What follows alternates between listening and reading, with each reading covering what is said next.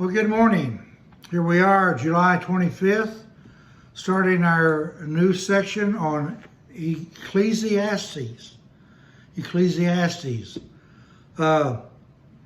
was written by Solomon. Now, Ecclesiastes is one of the 5 wisdom books. There's Job, Psalms, Proverbs, Ecclesiastes, and Song of Solomon. And Solomon wrote Proverbs, Ecclesiastes, and the Song of Solomon. And Ecclesiastes was written in the latter part of Solomon's life, toward the end of his reign. And basically, it's him looking back and him searching for the meaning of life. What is man's life supposed to be? What is the end result? And his search really takes him into a lot of places. As we get into the study, we'll see. Now, Ecclesiastes is really different. It's not like something like Psalms or John that you read. It's not really easy to get into or understand. But they place Ecclesiastes with Job in the aspect that it's for people who are basically searching for something in their life, going through hardships, whatever it may be. And one of my commentaries said that this is even has helped point people toward Christ through the study of this book. So as we start out,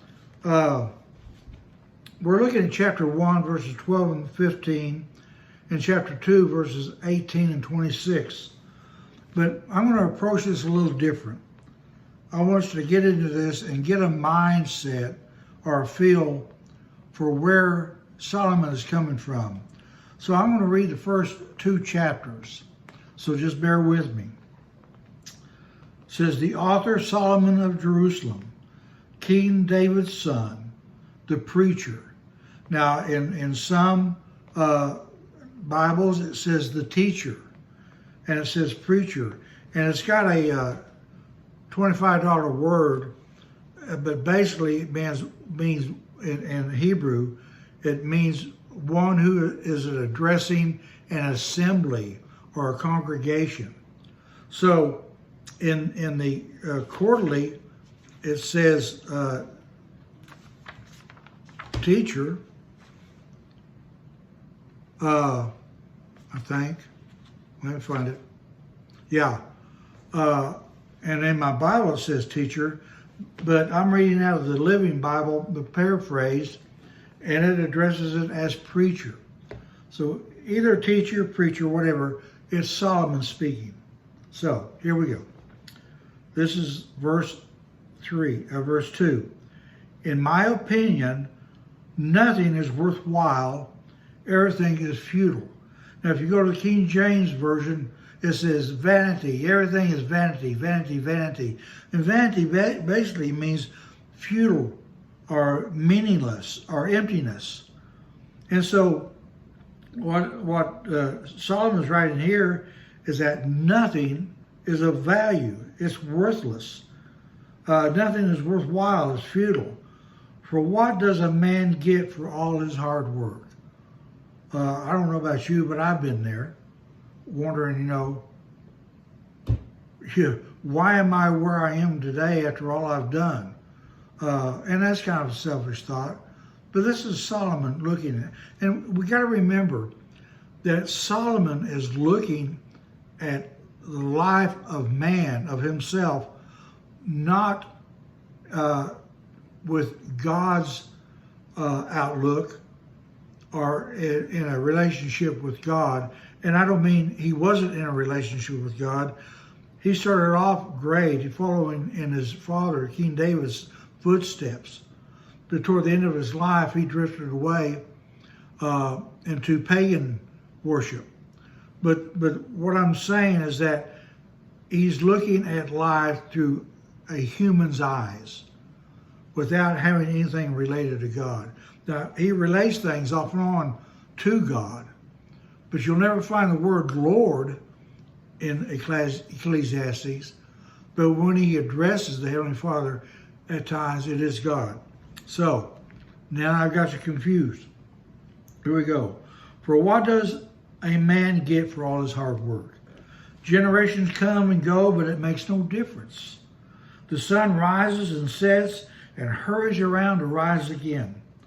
The wind blows south and north, here and there, twisting back and forth, getting nowhere.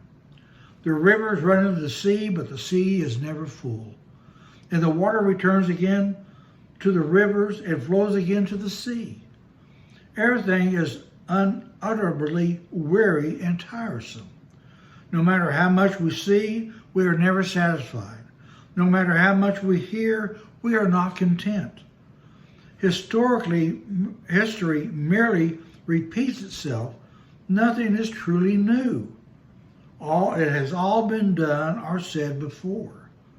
Well, what can you point to that is new? How do we know it didn't exist long ages ago?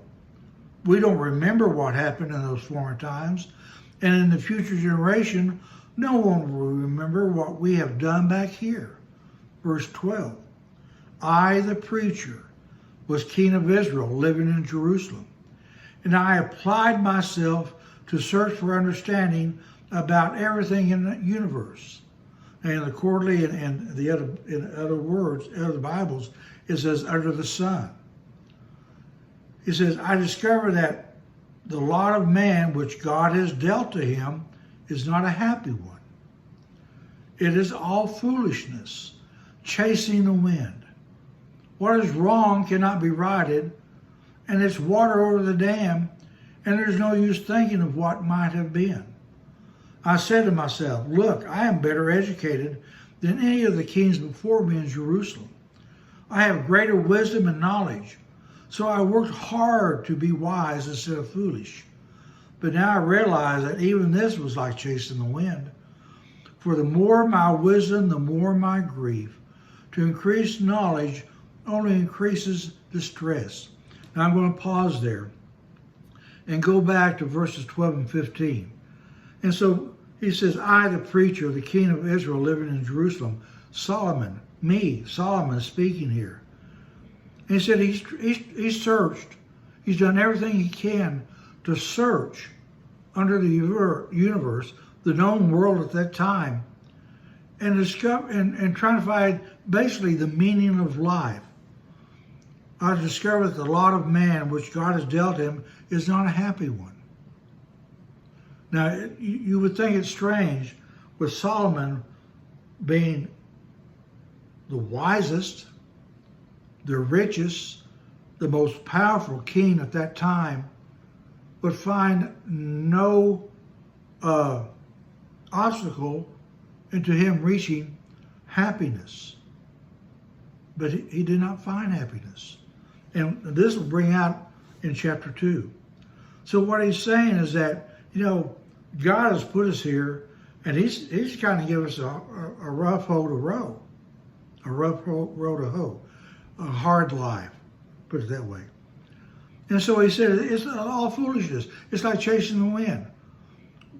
We can tell maybe the direction from the wind, but we can't hold it. We can't cage it or anything. It's here and gone, swirl around us. So it's like chasing something that you'll never get hold of. Now that's what he's saying about life, the life of man. We put in this lifespan, however long it is, and what's the end result? And so he's saying, there are things in our life that we cannot control. In fact, a lot of things in our life we can't control. In fact, our future is only as far as the next moment, because we cannot predict from one moment to the next what's going to happen in our lives. How many times have you made plans in your life to do something, and all of a sudden something comes out of left field, and those plans are completely changed? And so this is what he's saying. We don't have control. We are at the mercy of whatever God has laid before us, and we don't know what's coming our way. And so, he's saying that I'm better educated.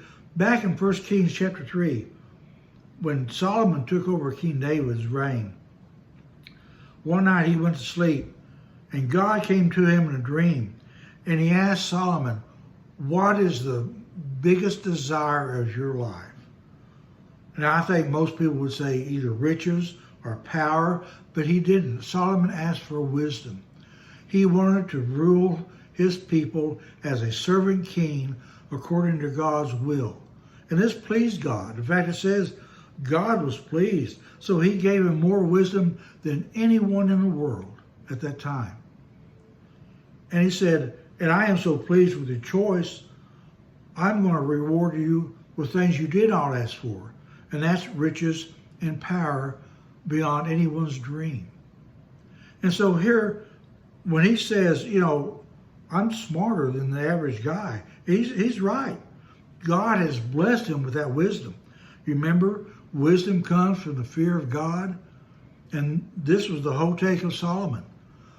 He worshiped and feared God, and God blessed him with wisdom.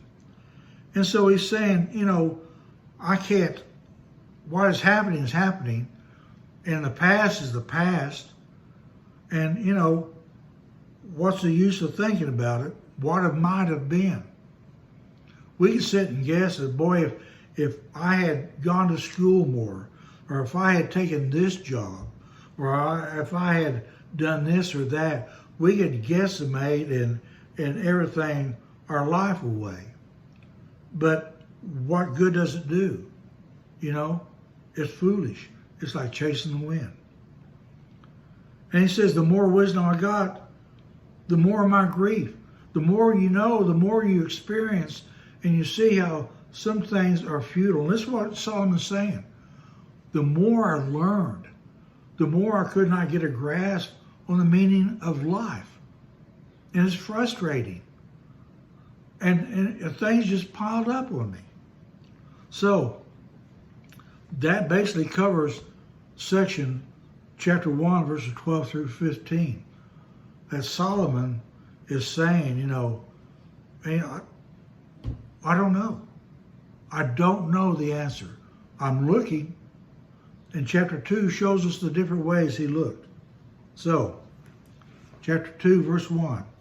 So I said to myself, come now, be merry, enjoy yourself to the full. But I found that this too was futile. For it is silly to be laughing all the time. What good does it do? So after a lot of thinking, I decided to try the road of drink, while still holding steadily to my course of seeking wisdom. So here we are. You can't be happy all the time. Life's just not that way. Unless you got laughing gas, with you all the time. And he says, okay, I'll start drinking. And he's not talking about, putting yourself out cold drunk, but, going in that direction to see if that brings you happiness. And so he says, I took the road to drink, but while staying, conscious in my mind, looking for wisdom. Then he says, next I changed my course again and followed the path of folly so that I could experience the only happiness most men have throughout their lives. Now, I apologize, I did not look up the term folly, but I think it's chasing after things that make you think would make you happy. And so this is what he's done. This is what? Third or fourth direction? Then verses 4, 5, and 6. Then I try to find fulfillment by inaugurating a great public works program. Homes, vineyards, gardens, parks, orchards for myself, and reservoirs to hold the water to irrigate my plantations. So he's gone to another phase of his life, building. He was known for creating vast libraries with thousands of volumes of of written works on wisdom and proverbs and stuff. This again related to his wisdom. He wanted the world to share in that. So here we have another direction he's gone. Doesn't sound like he's found satisfaction yet, does it? Or the meaning of life. Then we go to verse 7 and 8. Next, I bought slaves, both men and women, and others who were born within my household. I also bred great herds and flocks, more than any of the kings before me. I collected silver and gold as taxes from many kings and provinces. In the cultural arts, I organized men and women's choirs and orchestra. And then there were my many beautiful concubines. Now, I'll pause here for a minute. God has given him such great wisdom, but let's think about this. He had 700 wives and 300 concubines. To me, that's not very wise, but that's just my thought. But again, searching for fulfillment in his life. Think of all the things he's gone through so far. Verse 9, so I became greater than any of the kings in Jerusalem before me, and with it all, I'll get it right here in a minute. And with it all, I remained clear-eyed so that I could evaluate all these things. Anything I wanted, I took, and did not restrain myself from any joy. I even found great pleasure in hard work. This pleasure was indeed my only reward for all my labors. Now, listen to this. Verse 11 of chapter 2. But as I looked at everything I had tried, it was all so useless, a chasing of the wind, and there was nothing really worthwhile anywhere. That's sad. Of all his power, all his wealth, getting and doing anything he wanted, anytime, anywhere, and all these things he chased after, drink and folly and laughter, building things, buying slaves and stuff, increasing his herds, collecting taxes of silver and gold, putting things, shields and stuff, and his eating plates and goblets and gold and stuff, and in his wives and his concubines, nothing brought joy. There was nothing that he accomplished that could really satisfy him. So now I began a study of the comparative virtues of wisdom and folly. And anyone else would come to the same conclusion I did, that wisdom is of more value than foolishness, just as light is better than darkness. For the wise man sees, while the fool is blind. And yet, I noticed that there was one thing that happened to both the wise and the foolish alike. Just as the fool will die, so will I. Again, everything he's done is worthless, is for naught in his mind. Then I realized that even wisdom is futile. For the wise and the fool both die, and in the days to come, both will be long forgotten. So now I hate life, because it is all so irrational. All is foolishness. It's like chasing the wind. For someone in his position, this is really sad. But there are people today that we can look at and they have everything that we don't have. Power, money, position, whatever. And they are not happy. Solomon was looking at this through the eyes in a human way. And God was not in regard here, strictly from man's viewpoint. So what's missing here? We'll get to that in a minute. So now we come to the last portion of the lesson, chapter 2, verses 18 through 26. Verse 18. And I am disgusted about this, that I must leave the fruits of all my hard work to others. He's upset because all he's accomplished and everything, he's going to die, and guess who's going to get it? He can't take it with him. And this is what he's saying. I'm disgusted about this. This is upsetting me. Everything I have accomplished. And it's strange because he was showing all these directions that he took, but could not find satisfaction, could not find the meaning of it in life. And now he's disgusted because I'm going to die, and everything I've done is going to somebody else. Verse 19. And who can tell whether my son will be a wise man or a fool? And yet all I have will be given to him. How discouraging. How discouraging. It's sad to think that a person like him would be so caught up into, who's going to get this? But, what does it matter? You won't have it. You might be remembered for some things, but over time you'll be forgotten. But this was bothering Solomon. So we pick up in verse 20. So I turned in despair from hard work as the answer to my search for satisfaction.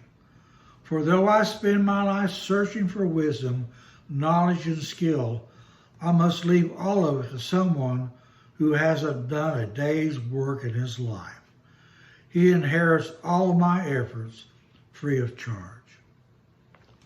I guess if you're feeling this way and you don't want someone unknown to, inherit your stuff, give it all away. Who do you want? Who you want to?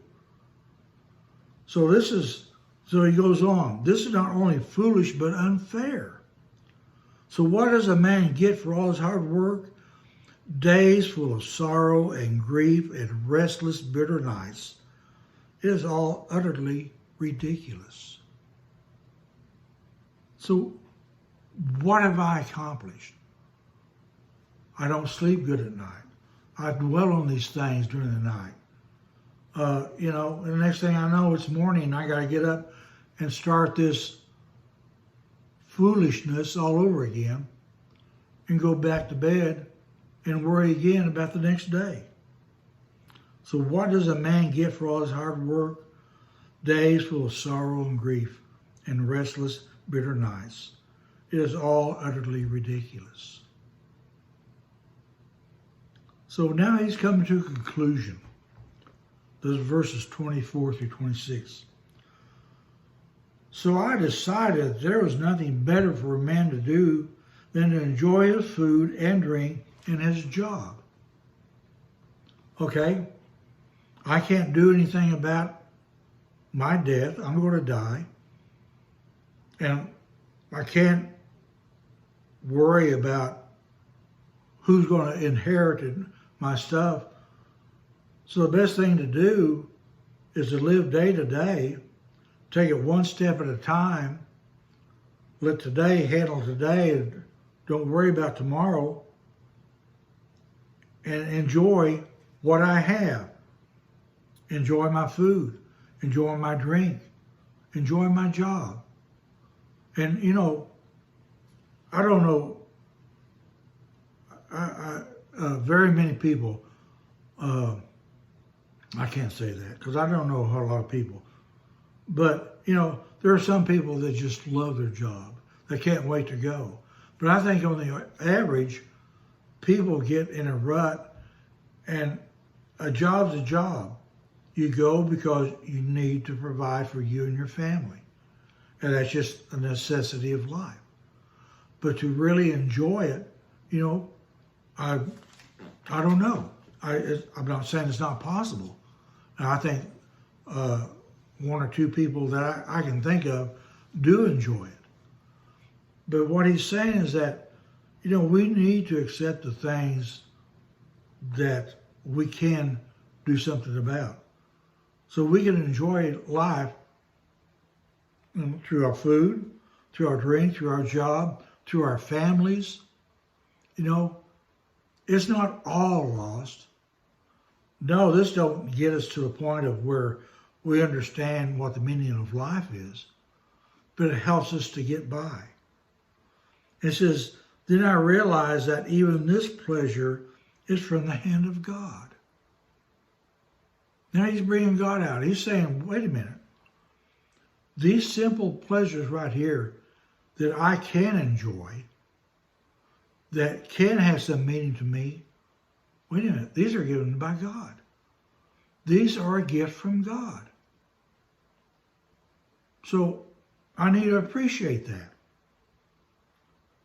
It says, for who can eat or enjoy apart from him?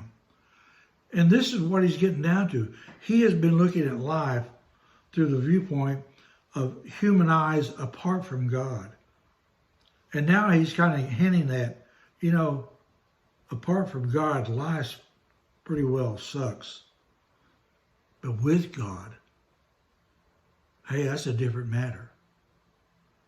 And so we need to realize that even though he shows despair and forlornness, and hopelessness at times, he's still saying, but God has given us a gift, and we need to appreciate that. Then he goes on and says, for God gives those who please him wisdom, knowledge, and joy. But if a sinner becomes wealthy, God takes the wealth away from him and gives it to those who please him. So here, too, we see an example of foolishly chasing the wind. Now that sounds a little odd, but this is what I get it from it. What he's saying here is that we need to realize that even though God has given us, basically most of us, a chore or a challenge in life to live day by day and do the best we can. And we need to be thankful for what he has given us. But he's saying that, when we live according to God's will, we are pleasing him. And when we please him, he blesses us. He blesses us with wisdom, with knowledge, with joy, with our ability to make a living, with our ability to have families, our ability to love one another. But he's saying if a sinner becomes wealthy, God takes that away from him. And basically what he's saying is that when a person, a sinner, a person without God, when he works and strives, he's working selfishly for his own self to build up his own stockpile of wealth and possessions. And that's his life end. That's his goal, to get as much of the piece of the pie as he can. But in the end, what good does it do him? This is what he's saying. Here too, we see an example of foolishly chasing the wind. So he's saying the sinner, the person without God, strives to get all these things, but in the end, like me, he's going to die and leave everything that he has accumulated to someone else. And so why struggle without, God in your life? God gives us a purpose. Now this is the way I understand it. And I may be wrong. I may be off the mark. But when he says that, I realized back in verse 25, I think it is, then I realized that even this pleasure of eating and drinking and working is from the hand of God. We need to realize that our life needs to have God included in it. In 1 Corinthians chapter 10, verse 31, it says, whether you eat or drink or whatever you do, do everything for the glory of God. Think about that. And I have tried, I haven't always been successful, but I've tried to, what I do in life, in my workplace, whatever, do according to God to bring Him glory. Now, I don't go about singing and everything all the time, but I praise God for my ability to do what I can do. I praised Him and thanked Him for the jobs that I had during my lifetime to help me provide for my family. You have to include God. And in the end time, Solomon basically turned away from God, and he lost everything. His son, Rehoboam, took over, and he was even worse in the end time, or in Solomon's end time, than he could ever imagine. So what we need to do is keep God in our lives. We may get frustrated in everything. Excuse me. Okay, sorry for the interruption. Had to turn my alarm off. Anyway, as we get into the study, it's going to be a challenge since it's such an unusual book to study. But I'll do my best to present in such a way that we can work through it and hopefully understand it together. So let's have a word of prayer. Dear God, I just thank you for your time, and I thank you, dear God, for your word that you have blessed us with. And dear God, I thank you for being in my life. Dear Lord, I just ask that you be with those that tune in Sunday to Sunday and bless them and keep them safe. And dear God, as this COVID picks back up, lay your protective hand upon all of us. And dear God, I just thank you again for your word. I just ask, dear Lord, that you help me to understand what I read and study. So, dear God, I can present it in a way that would be pleasing and correct in your understanding, so that we can understand it and gain knowledge from it. And we just thank you, dear God, for how you love us, and we love you so. Amen. Next week, we're looking at what time is it? This is Ecclesiastes 3, verses 1-15. Ecclesiastes 3, 1 through 15.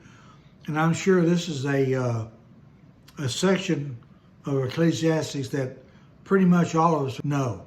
So read ahead, go back and read chapters 1 and 2.